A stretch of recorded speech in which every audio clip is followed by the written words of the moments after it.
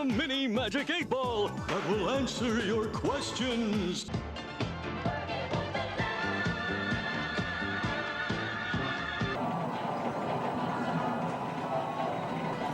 These outlandish outfits got you kicked out in some places. This juvenile stunt came with painful consequences. And if you didn't participate in this as a teen, you were considered an outcast. Some of these crazy ladies took fundraising to a whole different level. Here's how teens lived in the 70s and 80s.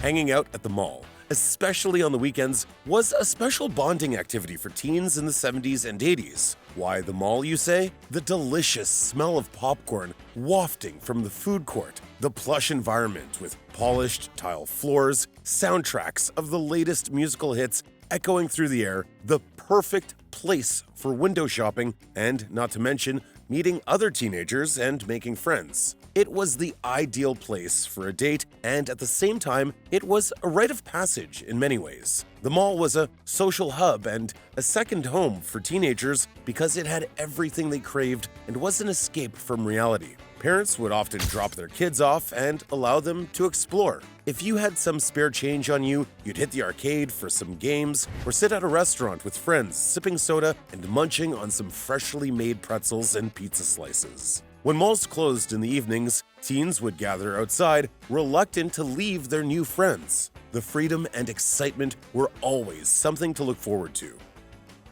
There were no phones in the 70s or 80s, at least not for teens in school, so there was no way to text each other or send emojis while classes were in session. However, teens were a lot more resourceful and daring in that era. They would engage in passing notes in class to communicate with each other from a distance, all without the knowledge of the teacher. The very act of passing handwritten notes was a thrill for students. The notes could hold secret messages such as jokes, questions, or even pranks, either on themselves or directed at the substitute teacher. Either way, it was a fun activity that required wits, good reflexes, and vigilance. The couriers, who often participated in passing the mysteriously folded paper from one student to another, would often share in the reprimanding if caught. Once the teacher says, "What's that?" then a certain someone may be spending some extra hours with the principal after school. That is, if corporal punishment wasn't an option.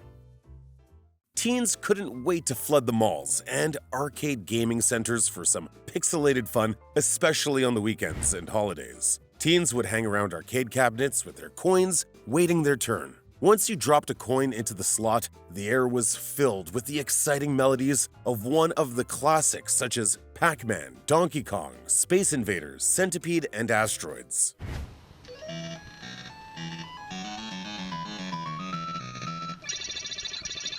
There was a wide variety of games to choose from, and some kids were talented enough to set very high and unbeatable records on the machine.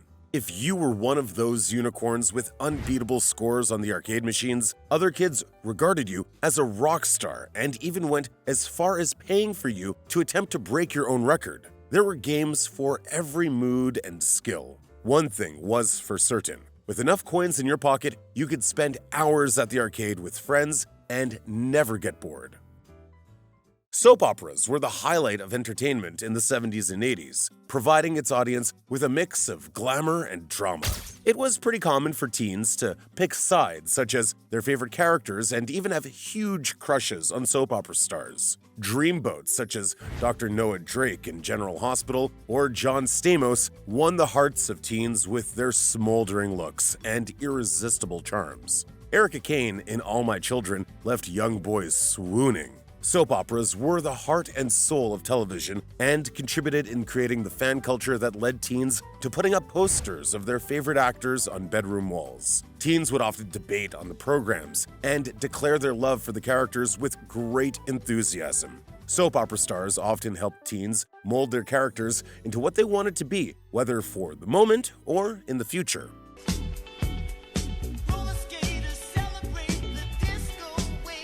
Teens had a thing for the roller rinks and roller discos with its swirling, neon-lit hall. The energy was electric, and kids would glide around in their roller skates, moving to the tune of the loud music. the faint scent of vinyl skates in the air, slightly overshadowed by the delicious smell of popcorn and nachos emanating from the snack bars. Friday nights were especially filled to capacity, with teens dressed in their best flared jeans, graphic t-shirts, and tube socks. Skating brought everyone together regardless of their social hierarchy. Everyone was welcome. The show-offs would skate backwards, showcasing their clean maneuvers, while newbies fell over now and then.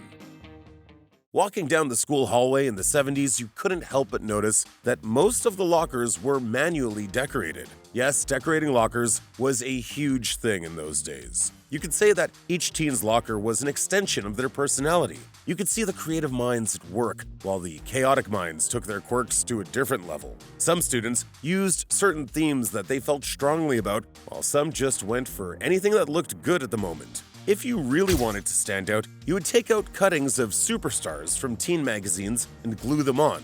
It was common to find cutouts of Farrah Fawcett, Brat Pack, Sean Cassidy, and other stars on the metal lockers.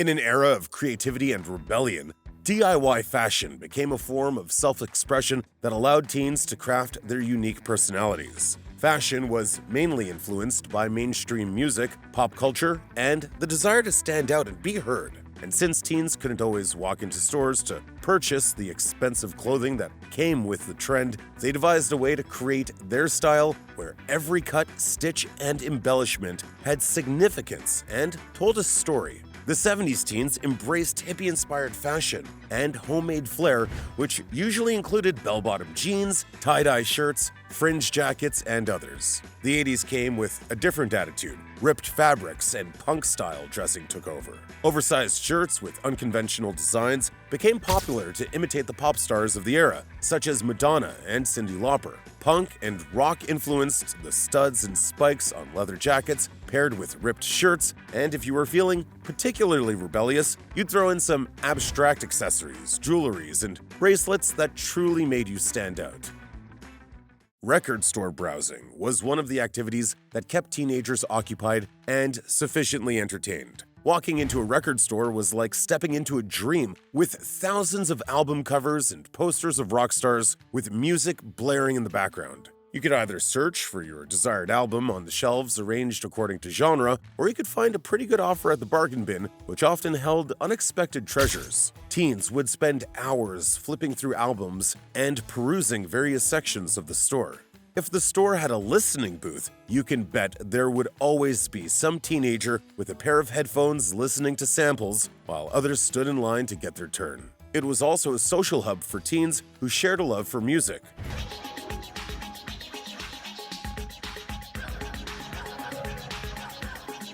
Whenever teens gathered together to listen to music in public, you can be sure that there was also some dancing involved. Some would place their boombox on the sidewalk and spend time inventing dance moves to impress the public. Inspired by the sounds of the 70s and the 80s, most grooves encouraged smooth footwork and playful spins. These bits of steps often led to groundbreaking moves like the moonwalk, which was popularized by the King of Pop. Moves like the robot, the hustle, breakdancing, and mashups were invented through these means. The best moments to launch a new move were usually on dance-offs, whether at parties or on sidewalks. These moves often brought peer recognition and influence. Teenagers in the 70s connected with pop culture through magazines such as Tiger Beat, Teen, and 17 magazine. Collecting Teen Tiger Beat magazines was a hobby that was common with most teenagers, and if you had a copy of the newest edition, you were suddenly the most popular person in school. Teens would gather around to admire their celebrity crushes, as well as catch up on the latest gossip in the world of celebrities. Magazines were a treasure trove of heartthrobs and glamour, so they were worth every penny. The debate on who was the cutest male or female celebrity was always heated, and best of all, the Teen Tiger Beat magazine usually offered a few wall posters of celebrities which would immediately go on locker doors or bedroom walls. Trading posters were also common, especially if another teen had a poster that you preferred. These experiences were meaningful to teens and gave them a sense of identity as well as role models to aspire towards. Occasionally, lengthy telephone gossip on corded rotary phones was normal with teenagers and was accompanied by bursts of laughter, whispers, and coded language when adults were around. Parents would often check on them to see if they had gotten off the phone or signal them when someone else needed to use the phone. This was necessary as these conversations could go on for hours. Conversations ranged from friendship drama to celebrity obsessions or plans to attend an event. Some disciplinarian parents would place time limits on calls, while the more liberal ones would try to eavesdrop. Either way, these moments were a crucial part of being a teenager in those times. Writing letters to pen pals was one of the best ways to keep in touch with friends from entirely different countries. There was no internet or social media, so teens mostly found distant friends through school pen pal programs, magazines and clubs, and summer camp friends. To maintain these connections, teens would have to write as often as they can to each other. The informal letters were usually broad and allowed each party to catch up on the most recent happenings. The letters often contained the nitty-gritty like school drama, family updates, favorite TV shows, hobbies, and other important information. If the pen pal was special enough, you'd decorate the envelope with stickers, draw heart shapes, and use fun postage stamps. The exciting part was waiting in suspense to receive a letter in return. This could take anywhere between days to months, and when you did receive a letter from a pen pal, it was the best feeling in the world.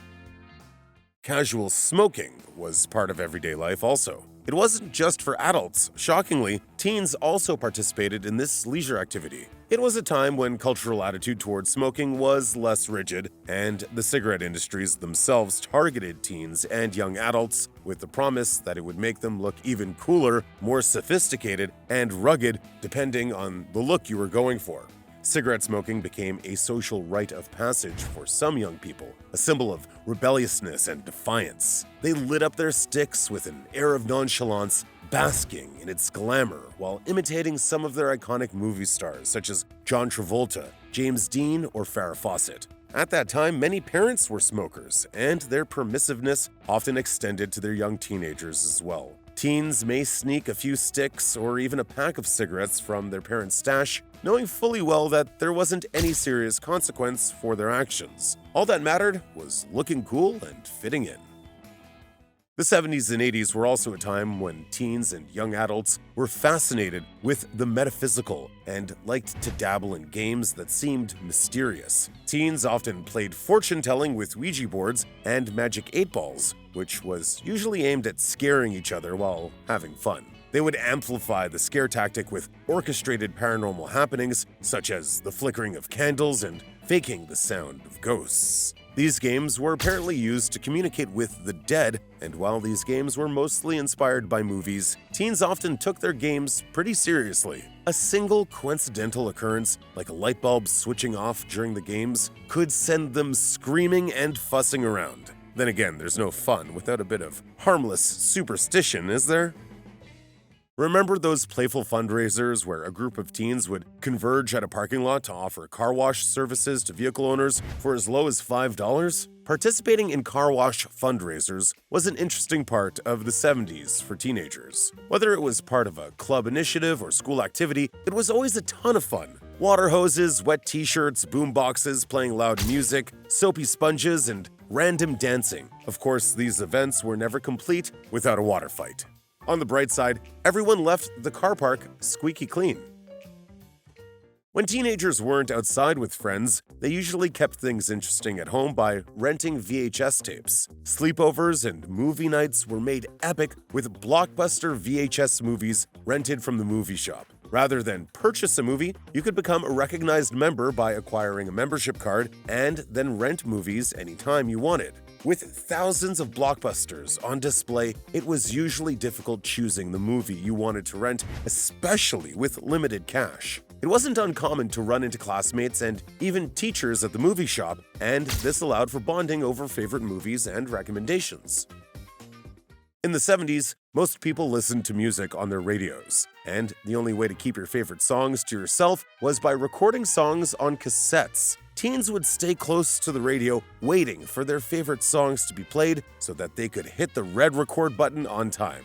This was the perfect way to create mixtapes of your favorite tracks. Everyone loved a good mixtape as they kept the energy up at every party and could also brighten your day. Cassette recordings were the perfect gift to friends and were also used to trade for other things among teenagers. Recording songs on cassette was important because you usually pushed the record button on songs you really loved or hit tracks that were great for certain occasions. Even though waiting to press the red button was quite a hassle, you may push the button on a few wrong songs and end up rewinding the tape. It was always very satisfying when your cassette was full of your favorite hits.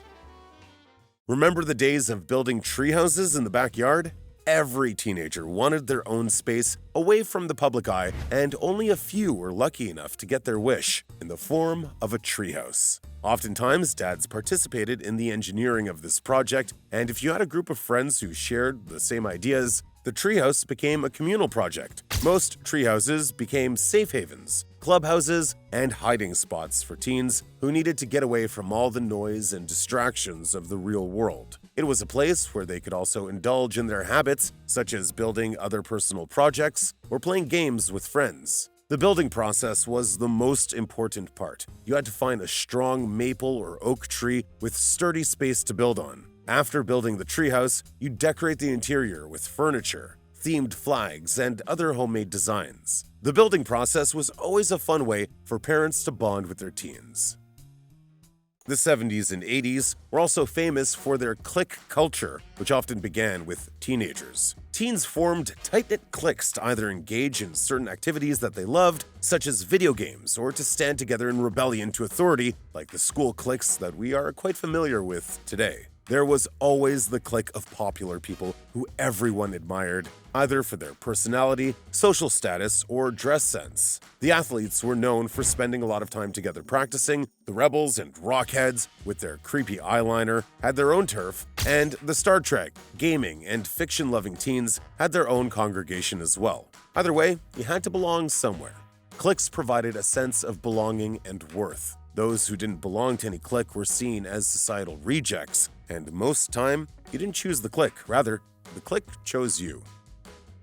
Part-time jobs were a rite of passage for teens. It taught them responsibility and the value of money. It was a gateway to independence and allowed teens to save up for their own needs and cravings, such as movie tickets, gas money, clothes, and personal grooming products. These part-time jobs were called hustle and could range from working at fast food restaurants such as Burger King and McDonald's to gas stations and retail stores. A few weeks of flipping burgers or bagging groceries could earn teens a pretty decent pay for their immediate needs. That $2 to $3 per hour felt like a fortune when you had big dreams to fulfill. At the end of the holidays, some kids had earned the money to get a wardrobe makeover. Some would splurge at the arcade or comic book store, while others would store their stash in a piggy bank to save for major investments. As a teen in the 70s and 80s, which of these activities do you remember? Let us know in the comments. If you enjoyed this video, be sure to like, subscribe, and turn on notifications so that you don't miss out on future videos. Thanks for watching.